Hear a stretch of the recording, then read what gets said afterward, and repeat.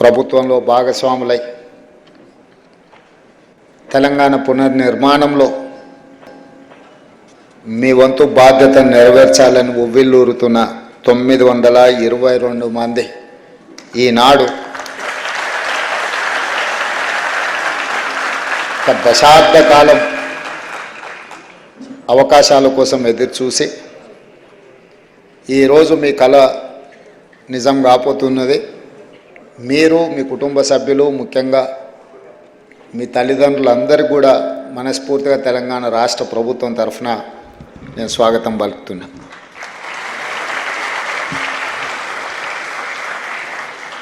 ఎవరికైనా మొట్టమొదటిసారి ఉద్యోగం రావడం, ఒక బాధ్యతను చేపట్టడం అనేది అనిర్వచనీయమైన సందర్భం.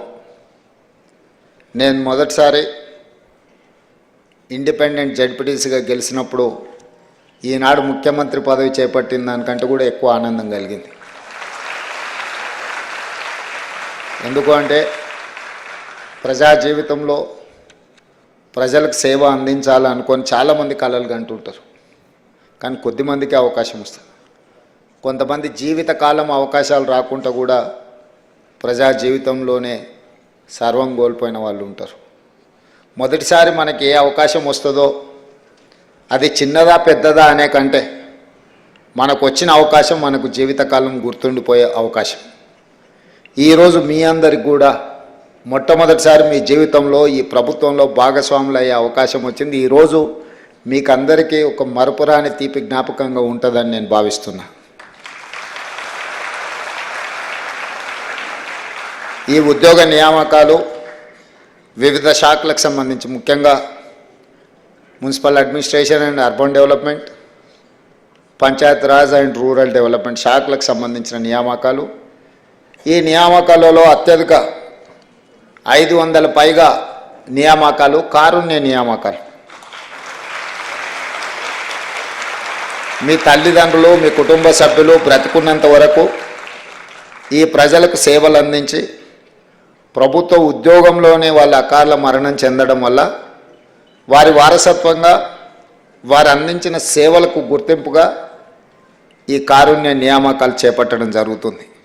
అందులో భాగంగానే జూనియర్ అసిస్టెంట్స్, అదేవిధంగా town planning officers, assistant engineers, junior technical officers, junior technical పంచాయతీరాజ్కి సంబంధించిన ఆఫీసర్స్, సేమ్ పంచాయతీరాజ్లో assistant engineers, assistant technical officers.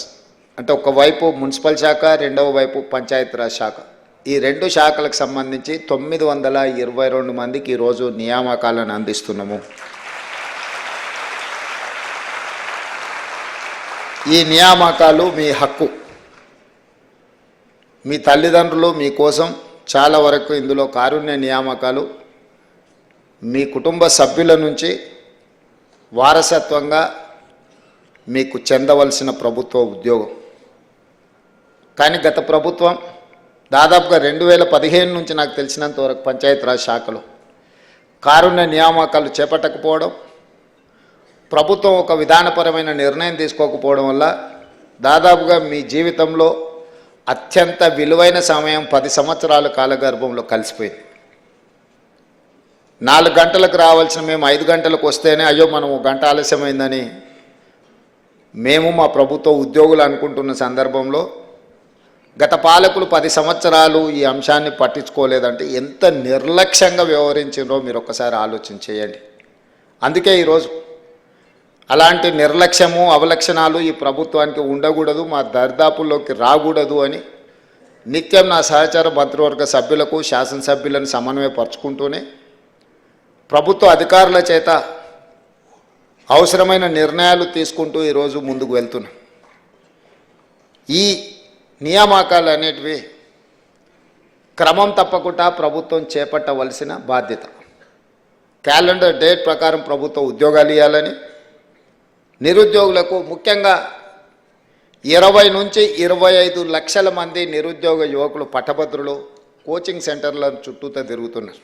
అది దిల్సుఖ్ నగర్ కావచ్చు, అశోక్ నగర్ కావచ్చు, అమీర్పేట్ చౌరస్తా కావచ్చు, ఇతర ప్రాంతాలలో జూన్ 2, 2014 నాడు తెలంగాణ రాష్ట్రం ఏర్పడ్డ తర్వాత కొలువుల కోసమే కొట్లాడి తెచ్చుకున్న తెలంగాణలో ఆ ప్రభుత్వం ఖాళీలను అన్నిటినీ భర్తీ చేసి ఒక విశ్వాసాన్ని కల్పించడమే కాకుండా మీ ఆత్మస్థైర్యాన్ని పెంచడానికి పనిచేస్తుందని మీరందరూ ఆశించారు. మనందరం కూడా మీరందరూ లక్షలాది మంది తెలంగాణ విద్యార్థులు ఆ రోజు తెలంగాణ ఉద్యమంలో ముందు బాగానే నిలబడ్డారు. నాకు బాగా గుర్తుంది, 2011 గ్రూప్ 1 నోటిఫికేషన్ పరీక్షలు ఉద్యమం సందర్భంలో ఉమ్మడి రాష్ట్రంలో నిర్వహిస్తే వేలాది మంది విద్యార్థులు పరీక్షలు హాజరవ్వకుండా తమ హాల్ టికెట్లను చించేసి గ్రూప్ 1 ఉద్యోగాలు మేము హాజరవ్వము, మా తెలంగాణ రాష్ట్రం వచ్చిన తర్వాత మేమే పరీక్షలు పెట్టుకుంటాం, మా నియామకాలు మేము చేపట్టుకుంటాం, ఉమ్మడి రాష్ట్రంలో ఎలాంటి నియామకాలు మీరు చేపట్టకపోయినా సరే మేము ఆగుతాం, మా ఉద్యోగ నియామకాల కంటే కూడా మా తెలంగాణ రాష్ట్రం ముఖ్యమని ఉస్మానియా యూనివర్సిటీ, కాకతీయ యూనివర్సిటీల విద్యార్థులు వీధుల్లోకి వచ్చి రాజకీయ నాయకులు అలసిపోయినప్పుడు ఇక మీ వల్ల కాకుంటే పక్కకు జరగండి, తెలంగాణ రాష్ట్రాన్ని మేము సాధిస్తామని ఆనాడు విద్యార్థి ఉద్యమకారులందరూ కూడా ముందు భాగానే నిలబడి తెలంగాణ రాష్ట్రాన్ని సాధించారు. అందులో భాగంగానే శ్రీకాంతాచారి కావచ్చు, కానిస్టేబుల్ కిష్టయ్య కావచ్చు, యాదయ్య కావచ్చు, ఈశాన్ రెడ్డి, వేణుగోపాల్ రెడ్డి లాంటి వాళ్ళు ఎంతోమంది పిల్లలు తమ జీవితాలను సర్వం త్యాగం చేశారు. వాళ్ళు త్యాగం చేసినప్పుడు వాళ్ళకి తెలుసు వాళ్ళు చనిపోవడం ద్వారా వాళ్ళ కుటుంబాలకు తీరని నష్టము కష్టము వస్తుందే. కానీ లక్షలాది మంది తెలంగాణ విద్యార్థుల జీవితాలలో వెలుగులు వస్తాయి, తెలంగాణ ప్రాంతం బాగుపడుతుంది, స్వయం పరిపాలన వస్తుంది, ఈ స్వయం పరిపాలనైనా మా జీవితాలలో మార్పు తీసుకొస్తుంది అని చెప్పి వారు ఆనాడు నిర్దిష్టంగా ప్రాణత్యాగాలు చేసి తెలంగాణ రాష్ట్రాన్ని సాధించారు. కానీ వాళ్ళ లక్ష్యం నెరవేరలేదు. తెలంగాణ రాష్ట్రం అయితే వచ్చింది, కానీ వచ్చిన రాష్ట్రంలో ఏ ఆకాంక్షల కోసం ఆ పిల్లలు ప్రాణాలు ఇచ్చిండ్రో ఆ ఆకాంక్షలు నెరవేరలేదు.